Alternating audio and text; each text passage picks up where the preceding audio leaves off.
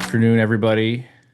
We are Ooh, recording again, st and straight to it. the most previous upload is already up.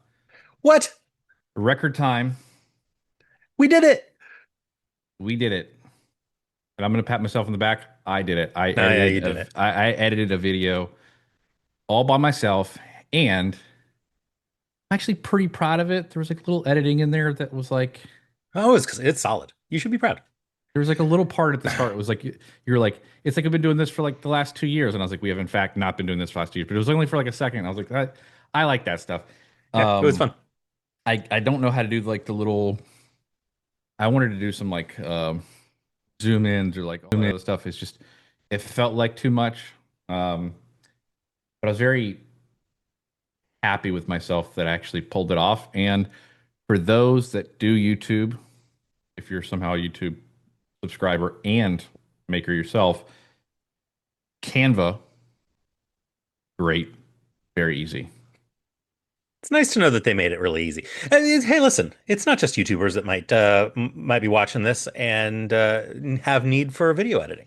Mhm. Like people who are putting together training videos, and there might legitimately be people who are out there like, man, I would be putting together more videos if only I knew what to do with the stuff once I recorded it, or I would have better videos if I knew how to make my videos not just uploaded completely raw to Yeah. Instagram. I don't know, wherever I- people are putting stuff up. Listen, very, very intuitive. And I'd give a shout out to Canva anyways. If you're an insurance agent, you should probably have Canva. Canva's great. Um, it's easy to make Facebook ads. Just make sure, this is a pro tip, if you make Facebook ads, when you're doing it, make sure like you search and you put Facebook feed ad and not just Facebook ad. Feed ad is important because when you're serving ads on Facebook, the majority of your leads will come from the Facebook feed. Just saying, that one's free. That one's free. Nick Frumpkin, how are you, my friend? I'm doing really well. I'm trying to play around with my camera framing because the plaque that I got from Family Benefit and my wife's CHFC certificate that have not yet been hung on the wall are sitting there kind of ugly in the background. And I'm just going to give up. I feel like we don't normally film quite so widescreen, but this is what it is. I So think it looks nice. thank you. I appreciate it. What's going on in the world? I have things that are happening in my world that are occupying my brain space, but I don't know that anybody else is caring or thinking about those things. So what's happening with you? What's happening out in the great wide world for people who have not been buried with their head in the sand trying to do some like platform building type of things? Um, I want to say that there's a ton going on, but not at the same time. I mean, insurance is a very boring thing, and every time around this year is when AHIP you can start doing your AHIP again. And so we're kind Couple of hitting weeks, we're cresting that Medicare season again. maybe less than a couple of weeks. Mixing a couple of Less weeks. I think it's like I thought it next was like week. mid-June or like Yeah, early it's July. Yeah, 23rd, 22nd, yeah, 23rd. It's coming up. By the time this gets posted, maybe it'll be up. or before if I do my job right. Man, Um, listen, I am so proud of you for having gotten that video out because you got them out faster than I ever did when it was my job. So, oh, like yeah, good for you. thank you. Yeah, so we're entering that Medicare season, and with that, Nick, Hmm? comes what I like to call the the yearly, let's call it scare, right? The There's sky this, is falling, right? the sky is falling, and you need to look at me as your beacon of light. There's marketers out on Facebook and Instagram and whatever in the space that let's call them influencers. I think the correct term is an influencer nowadays. Influencer makes sense. Yeah. Um, and they speak from a position of they know exactly what's going on. They take the news that they saw or something that's publicly posted, and then they put their own spin on it and make it seem the way they want to. And I call it the yearly scare. And agents are unfortunately susceptible to the yearly scare, and they get sold on Sure. things to Yeah. make their life easier. Um, that's a lot of I'm seeing right now. Yeah, yeah, man. I talked to a guy yesterday who's getting out of the Medicare business and is like, I'm just tired of the roller coaster. I'm tired of the regulation. I'm like, I think things are moving, actually heading in the right direction if you're looking at how the landscape is working. But then, we've got Congress people out there saying that all commissions should be removed from all Medicare agents. So who the heck knows? The world is a weird and scary and unpredictable place. Make hay while the sun shines. Like Yeah, we got lots of good stuff. Uh, and yeah, hey, if you are selling Medicare and you want to try and sell final expense, come on and do some final expense. Just understand, it's a different world in the final expense world. So this is the problem. So I know you work with a lot of Medicare agents who are trying to learn to sell final expense. yes. I work with some Medicare agents that have tried to learn to sell final expense, but mostly I go the other way. Mostly I Hmm. go trying to teach final expense agents how to sell Medicare.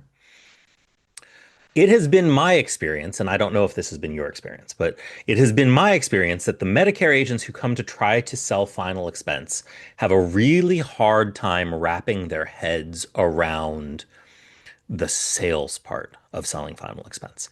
That Sure. that they are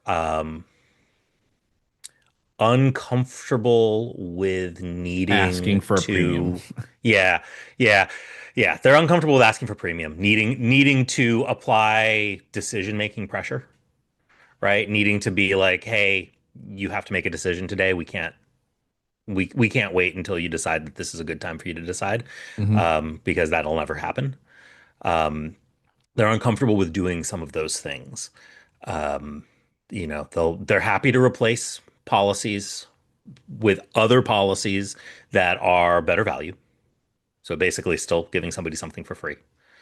But if somebody doesn't already have life insurance, they don't know what to do. If somebody doesn't basically say, "Hey, I've been looking to buy life insurance. Here's my checkbook," they don't really know what to do.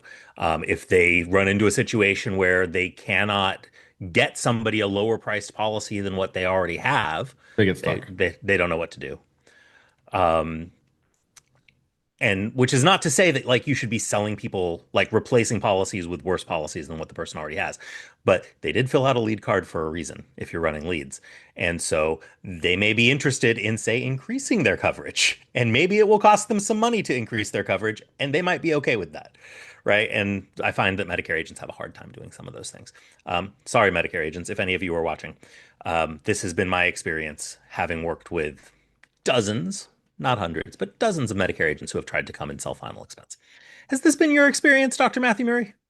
I will say this. They have a hard time asking for premium. I would even say that they are comfortable replacing policies. In my experience, Mm-hmm. what I found is they're worried that they're going to do it wrong.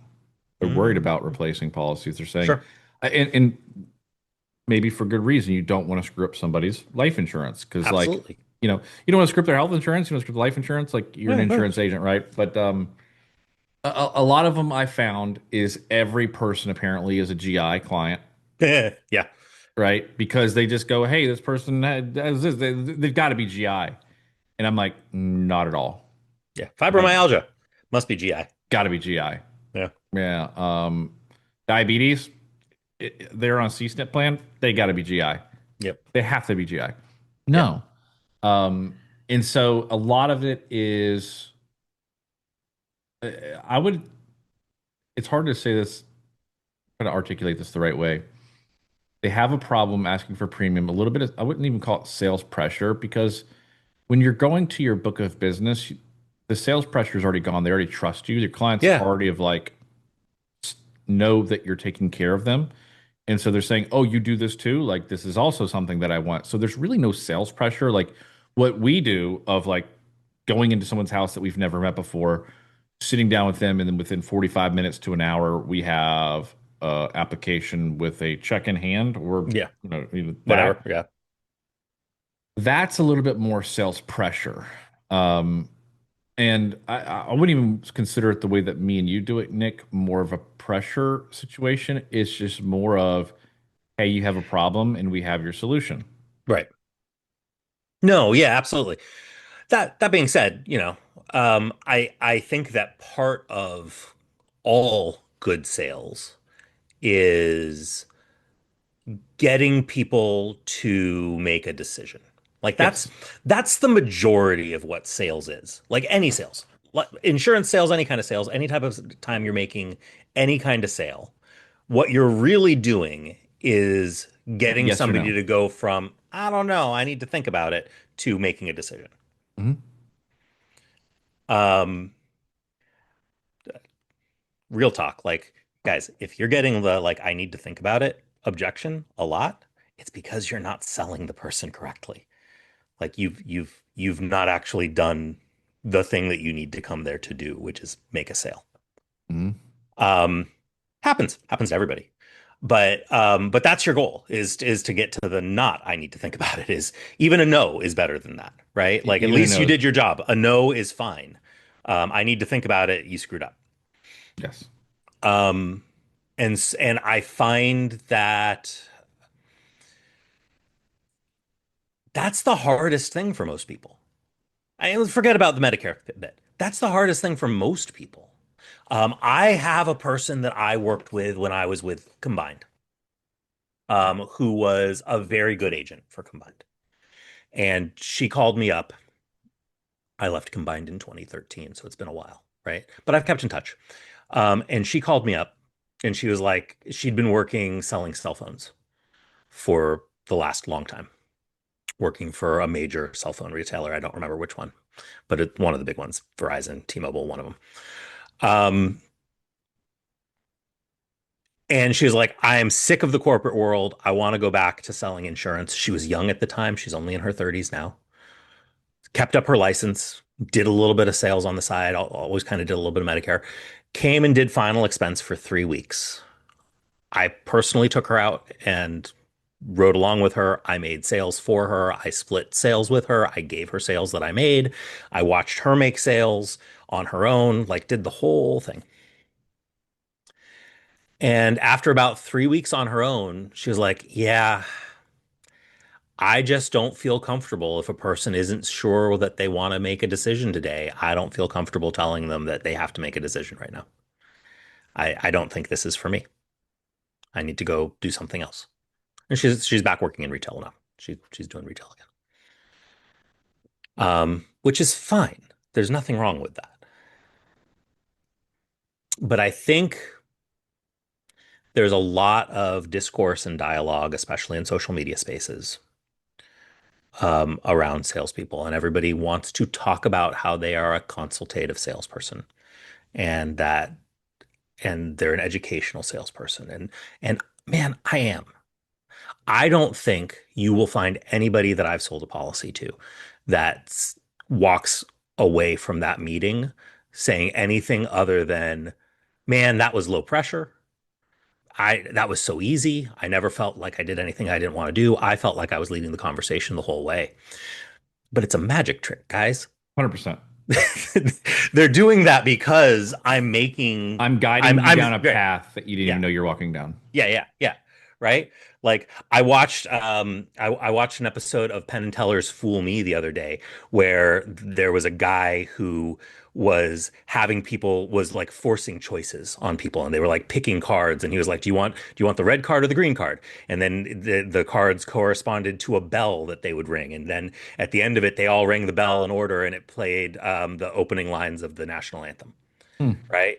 And it was this whole very complicated thing where everybody all the way along the way was making their own choices and he wasn't absolutely like this was his whole thing. I'm not forcing you to choose anything. And yet he still managed to force them all into the correct order to play the opening bells of the national anthem. Correct. Um, I may you know, give you choices. Which one is you? But it's right, because I'm giving you three choices. right. I'm not giving you an open book for you to say anything you want. It doesn't matter which one you choose. I'm still going down this path where it's going to lead to Every choice gets me where I want to go, correct. right? And you're doing it ethically. You're not doing things that are bad for the client. Every client that I talk to is in a better position when I've met with them than they were before I met with them.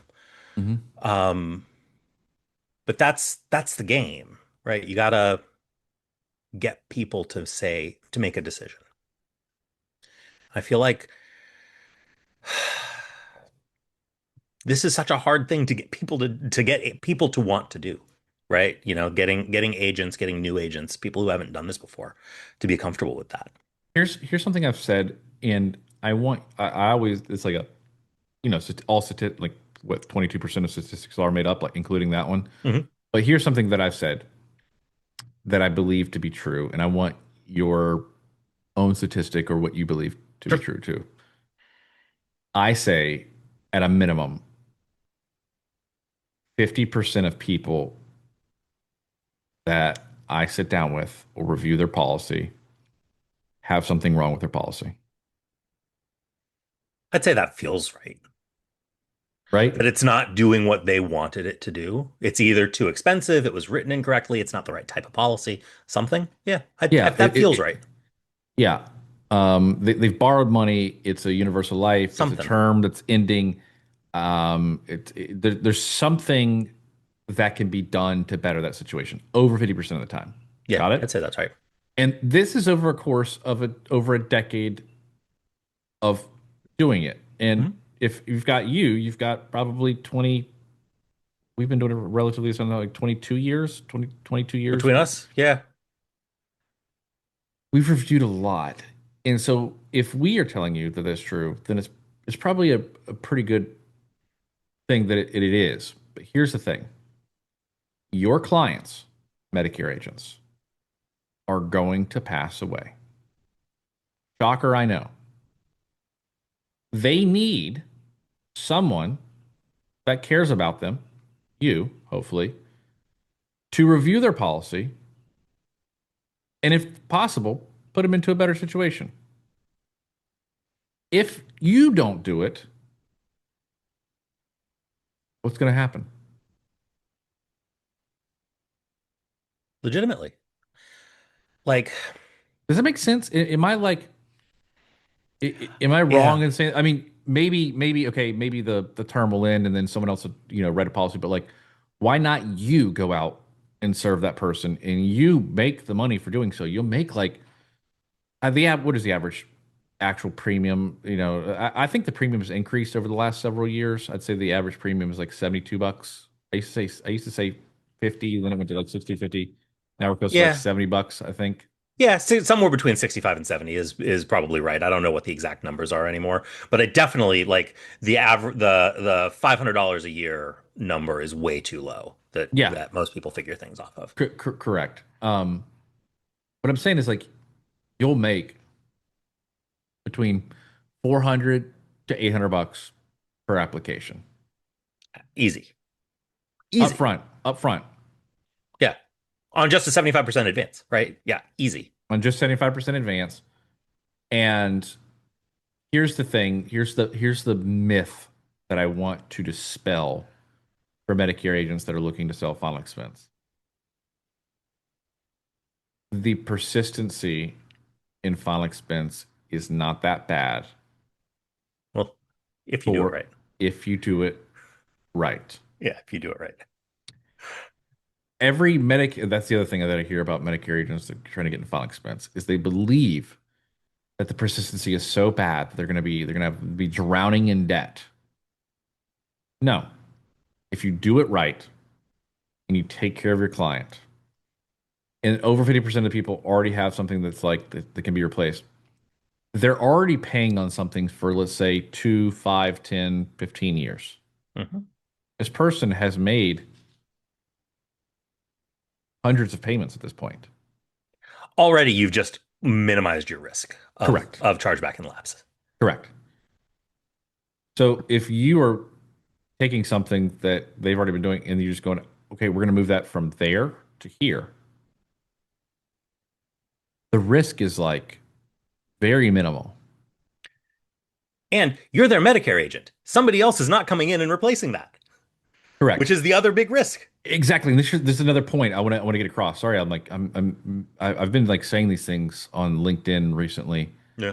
If you the Medicare agent don't go out and sell final expense agents are getting into Medicare Yep. and they will go to their final expense book of business and they will replace your policy. It is my mission in life to get all final expense agents selling more Medicare. It's just silly for them not to, because it raises their persistency also, Yeah, right? yeah. You know, It and does. it raises the persistency of the Medicare business. Like Medicare persistency is not what it used to be. No. And I think we all know this. If you are watching out there, Medicare agents, I think you have seen this. From when I started selling Medicare in 2014 until now, 12 years later, it used to be you can bank on 90 to 95% of your book of business would stay on the books without you doing anything. Correct. 2014, 2015, 2016, 2017. You didn't need to do anything. You just wrote them. They'd call you occasionally. It would just stay forever. Well, that's not the world we live in anymore. It hasn't been that way for years. No. Um, but the same thing that I tell final expense agents is true for Medicare agents, which is if you have multiple policies in the home, it all sticks together better. And even stuff like dental plans. Like, I mean, I hate selling dental plans. Dental plans are so low value for everybody involved. Unless the person really needs dental insurance.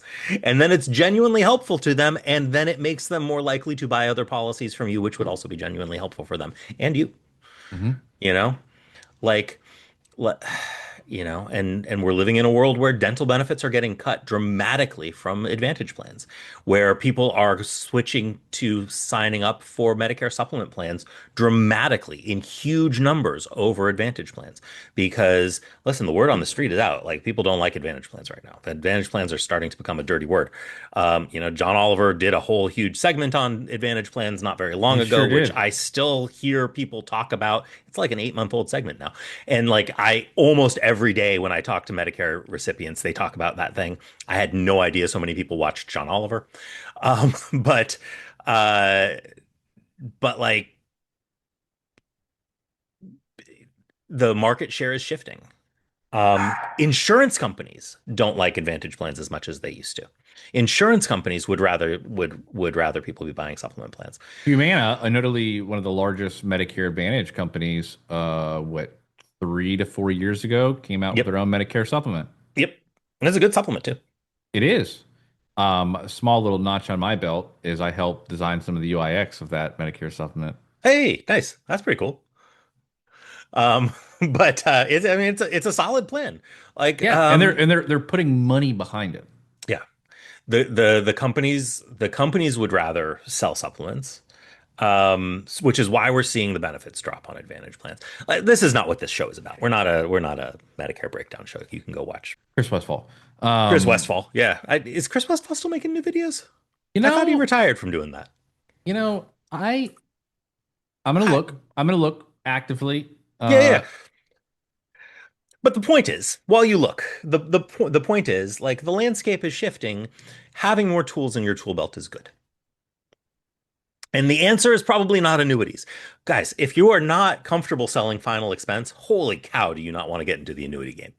Um, Again, I sell annuities. I love selling annuities. Annuities, really, really fun. Uh, Certain values of fun. But I really like working in the annuity space. But boy, howdy, if you're not comfortable selling final expense, annuities are not your safe place.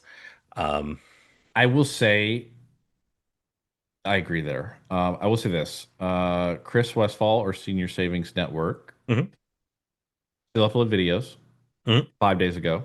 Hey, hey, cool. However, it is not Chris Westfall. Yeah, yeah.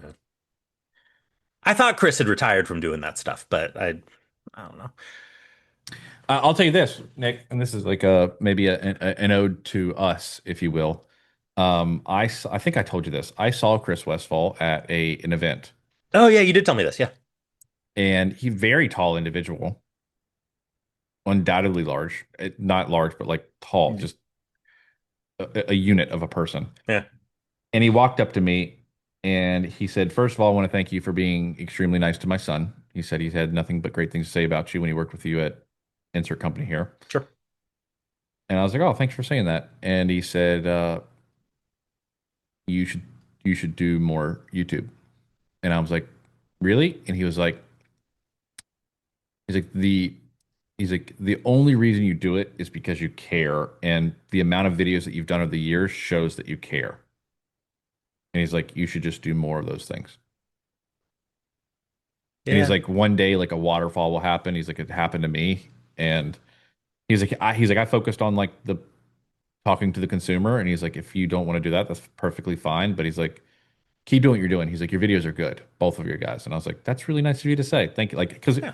it's for Chris Westfall. Like, I don't never really got to talk to the guy or anything like that. So it was really nice for him to know who we were. And Yeah. he had good things to say about the channel. So Chris Westfall, if you're watching this, you're the man.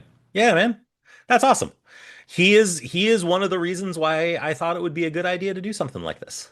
Like I loved his videos. I watched his videos 2014, right? I watched his videos religiously when I was first getting into Medicare. Um, Good to know. you know, he's been he's been doing it for a long time. Um, so I don't know. What were we talking about? Why are we talking about any of this? Do Medic, we have a plan? listen, we never have a plan. I feel like we should be coming around to a wrap up on something, but I don't know where we're going with any of this other than just ranting. Listen, it's I guess the message that we're trying to say today is there are Medicare agents that know they need to do final expense and like have thought about it legitimately, and because there are influencers who for years have sworn off final expense. It is the devil, right? Mhm. It is the worst. But now, like, hey, we're doing final expense now, and we're the best. No, you're Yeah. not. Um, no, you're not. And they're going to do some business just because that, and that's perfectly fine. But now agents are looking at it and going, yeah, maybe I should sell final expense. And I get a lot of agents that ask me and say, hey, I know you're a guy that sells a lot of final expense, or like when I think about final expense, like you're the guy that pops up. Weird title to have, but I like that. Um, and they're saying I need to because I knew I need to increase my commissions because I'm losing it from the Medicare side. And I'm Yeah. going, great. Let me help you. Get contracted, and they get scared. Yep. They get legitimately stage fright. I'll give them a script. I'll give you the script right now on what to say if you're a Medicare agent that needs to reach out to your book of business, that you should reach out to your book of business. Hey, Nick, it's Matthew, Hey, a Matt. Medicare agent. During the Medicare season, I get so busy with Medicare because it's like really all I focus on. And I had a lot of our clients like reach out to me about reviewing their life insurance. I don't do it during that time, but I wanted to open it up now for the rest of my clients to talk about their life insurance. So, what kind of life insurance do you have? I've got AARP. It's Oh, great. that's a great one. One I've been reviewing a lot. It'll take me about 5 minutes. Let's go ahead and like let's call them and figure that out. Did you see like it wasn't would you like to talk about your life insurance? It was I'm doing this for a lot of other people. Here's why I didn't do it before. Here's why I'm doing it now. Let's Mhm. move forward with that. That is a simple script that will your clients will open up because they trust you. They trust you. But here's another thing that I've learned. Okay. Some Medicare agents don't talk to their book of business at all throughout the rest of the year. Yeah, At all. Selling final expense during April through September is probably one of the best ways to keep in contact with your clients for sure. compliantly, make some money, and then in the middle of that whole thing, go, hey, by the way, AEP is coming up, as you know, in October. I'm going to make sure I know everything that there is to know about it, so you don't have to worry. I'm going to be calling you around then or soon after when those new plans come out, so we can review them for there. Yep. If you're a Medicare agent, it's just grab the low-hanging fruit. right? Like if you've got, listen, if you've got 100 people on your book of business, this is probably not helpful for you. But like if you've got a book of business, 400 people, 500 people, 800 people, just for the retention of that book alone, making it your business to try and go touch them, go talk to 3 people a day, a couple days a week, Yeah. you know, just checking in on them, letting them know that you want to, just give them a call, schedule an appointment.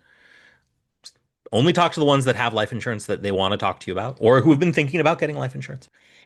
Um, I don't, You'd be surprised it's amazing. how many Medicare clients of yours are going, I'm glad that you called because I've been wanting to take care of this. Yeah, absolutely. And while you're there, maybe they'll ask you some other things about their Medicare, do other stuff. Maybe they'll give you a referral to a friend of theirs. Like good, nothing but good things comes of this, They will especially they if will go, this I was is the actually fallow talking to part of my the year. yeah, I was actually talking to my friend about her Medicare policy and she doesn't like it. You can give her a call. Just being in front of your clients is like a really big thing that you should be doing anyways. Yeah. And final expense is like a really low-hanging fruit to talk to those people. And you, you don't need to load up with every carrier under the sun. You don't need to sign up. Like, listen, I think Toolkit is great. I think if you want to sign up for Toolkit, it's a really good tool if you're going to get very serious into final expense. But man, you don't need that, right? One, maybe two, maybe three well-rounded carriers. Just you're already talking to your clients. You already know what their health is like. You're going to know what you're walking into, Mhm. right? You know what medications they take. You've got their medications. You can pre-plan what you're going to be talking to them about, right? It's not going to be a surprise.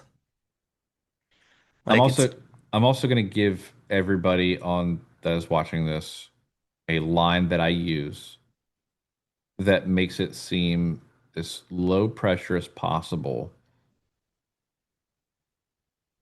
Look, I know this is weird to talk about your final expenses, but when you get done with it here today, you'll never have to worry about it again. Does that sound fair? always end with asking a question. Um,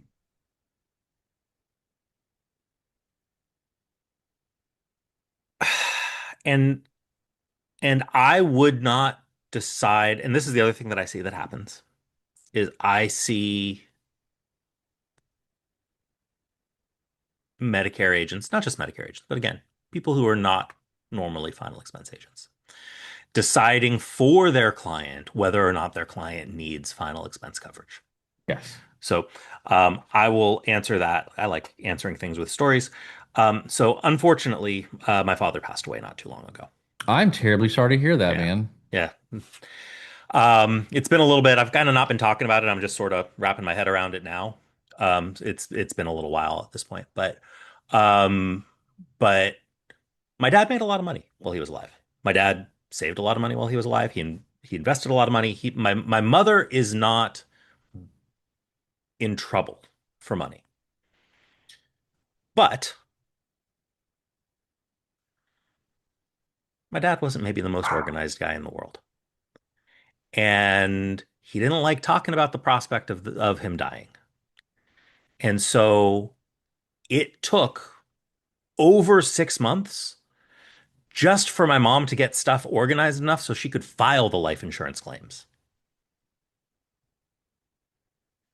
So for for like half a year, she had to like live off of what just happened to be left in their savings account because she couldn't get access to all of this other money that was there. It was hers. She should be able to get it, but she didn't know how to get it because he didn't he his passwords were saved in a password manager that she didn't know how to access, and she had to file paperwork to get like investment accounts transferred into her name before she could start liquidating stuff, like all sorts of stuff. There's a lot of crap that happens after a person dies, And you know what cuts through that crap? Is a simple life insurance policy that's just sitting there that you can just call somebody up and in 24 hours get paid on it, Yes. right? It's the value of a final expense policy. Yes. The value, value of a final expense policy cuts through so much of that red tape. Um, It's breathing room. it is. It Yeah. is. It would have, you know, had my mom had something like that, it would have helped. Sure. Now, my dad did have life insurance, thank God. But and much of it was reasonably old. I'll say there's a double edge to it being reasonably old though. Like some of these are policies that he took out in the 90s. And so the insurance companies are they that are now themselves like taking 5 and 6 weeks to pay those claims out because they need to pull their own paperwork from files, Yeah. right? And And like they're probably verify and they might be bought by another company or something oh, like that. Yeah. Yeah. multiple times over. Like untangling who the actual owning insurance company at this point was like nuts. You know, some of these policies had been sold 2 and 3 times, but Hmm. all still good, all still valid. Like, you know, and again, my dad would have had all that information. He knew, but it's all, locked. It's in files that my mom doesn't have access to, or it's on a computer that she can't find the passwords to. And like, I don't know. So all that to say this, like, you don't know what people need. If people think that it's valuable and they would like to purchase it, let them make that choice. Hmm. There's nothing I hate more than an insurance agent who says, "Oh, you don't need that." Like that's you don't mostly you don't know your prospects well enough to know what they need. Yeah. The products were designed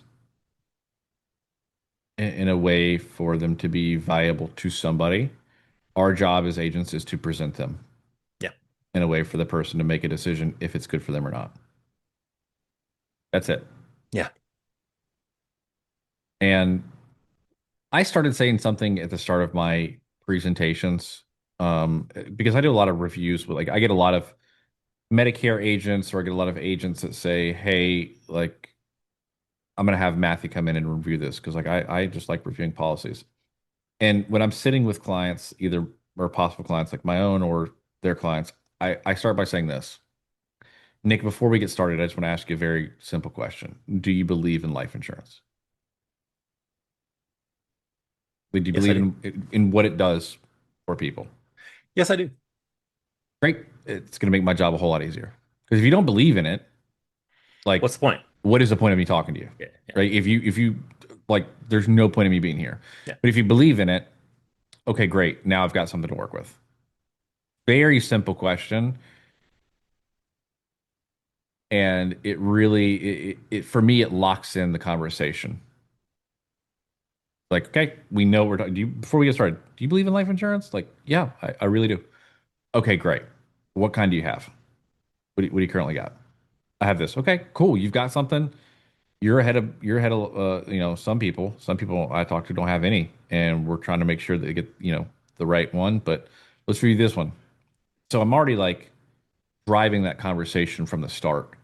Um, guys, Nick and I in this like I don't know how long we've been talking for about 45 minutes now or so. Yeah, something 30 like minutes, that. something like that. I've given out some absolute golden nuggets on things that you can say or like that are sales skills that you should totally start using in your everyday repertoire. People should watch our videos. This is free, by the I way. We don't know. charge. We don't Huh. charge for this. This is free. And if you do watch it, then great. We had 7 comments. Some of them were me commenting, but I was very happy. Um, Comment below if you watched all the way to the end of this video. One, it helps the algorithm. It really does. It helps us out. The best thing you can do, other than subscribing if you're not already subscribed, is commenting. Um, but also, I'm just curious to see who makes it to the end of our videos. I'm always curious. I look at the retention if you can see it, but Yeah, yeah, that's irrelevant. We'll talk about that after. But guys, here's the thing. You if you're a final expense agent, you should be selling Medicare. If you're a Medicare agent, you should be selling final expense. It's yeah. not you're a final expense or a Medicare agent. You should just be an insurance agent Yeah. and do all things for your clients. And over time, listen, Nick and I are big believers in like, specialization, if that Mhm. makes sense. But we're also over time, you're going to start to learn about other things and you're going to start doing it anyways. You should be specializing in a prospect, not a product. Yes, that is the best No, way to put it. you wanna be able to do everything that is within your power for the type of person that you are seeing. And you Yes. should know everything that there is to know about the type of person that you're going to see and be as specific as possible who your prospect is. Your prospect should not just be, oh, I'm going to go see middle class people in their 30s or I'm going to go see lower class people in their 60s. Get specific. Like, you know, I want the more specific you are, the more well you can know them, you know. Yeah. And the better they'll know you. Yeah. Once you hang around the prospects long enough, um, it's really interesting. It's like you'll mold, I don't say mold into like you get very comfortable around Yeah. those people and because of that, they're very comfortable around you and then it doesn't feel like you're pressuring at all, but you're able to say things that Nick and I are saying on these talks that we're having that are applying pressure in the right ways to make sure that that person makes a decision. And that's what sales is. The insurance panel is out. See you See you guys. guys.